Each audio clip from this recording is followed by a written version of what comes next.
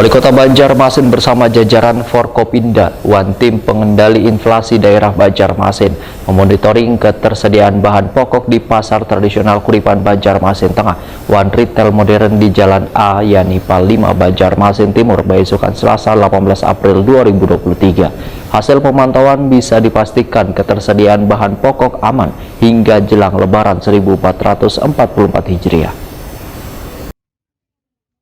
Wali Kota Banjarmasin bersama jajaran Forkopimda, Tim Pengendali Inflasi Daerah Banjarmasin memonitoring ketersediaan bahan pokok di pasar tradisional Kuripan Banjarmasin Tengah, Retail Modern di Jalan Yanipal 5 Banjarmasin Timur, Baisukan Selasa 18 April 2023. Hasil pemantauan bisa dipastikan ketersediaan bahan pokok aman hingga jelang Lebaran 1444 Hijriah. Wali Kota Banjarmasin Ibnu Sina Waitakuni Prima TV memadahkan harga berbagai jenis kebutuhan pokok di pasar tradisional menjelang Lebaran mengalami kenaikan dan kayak daging sapi mencapai Rp145.000 sekilonya. Beras dijual di kisaran Rp17.000 sampai Rp18.000 seliternya. Ayam Rp50.000 seekungnya. Hintalu Rp30.000 saraknya, minyak lamak Rp16.000 seliternya. Begitu pula harga kebutuhan pokok lainnya kayak bawang, sayuran, gula pasir, wan gelapung. Ibnu Sina meminta warga untuk kada khawatir dengan kenaikan harga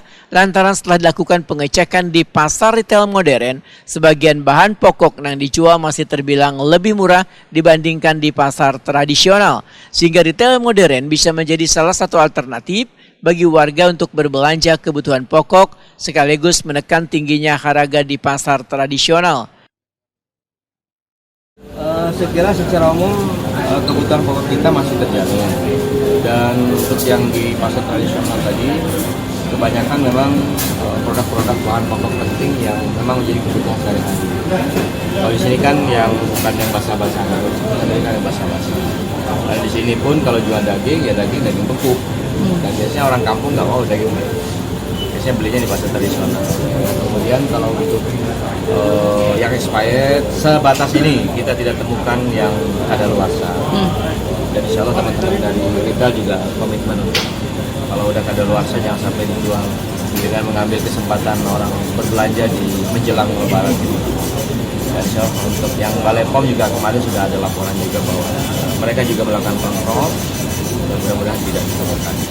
Kemudian kalau pasokan aman dan terjamin, itu yang paling penting sebetulnya, karena lonjakan harga di menjelang Lebaran itu yang bisa menahannya itu hanya retail seperti ini.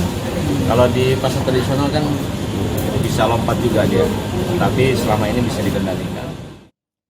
Ibnu Sina berharap setelah Lebaran nanti harga berbagai kebutuhan pokok bisa kembali normal.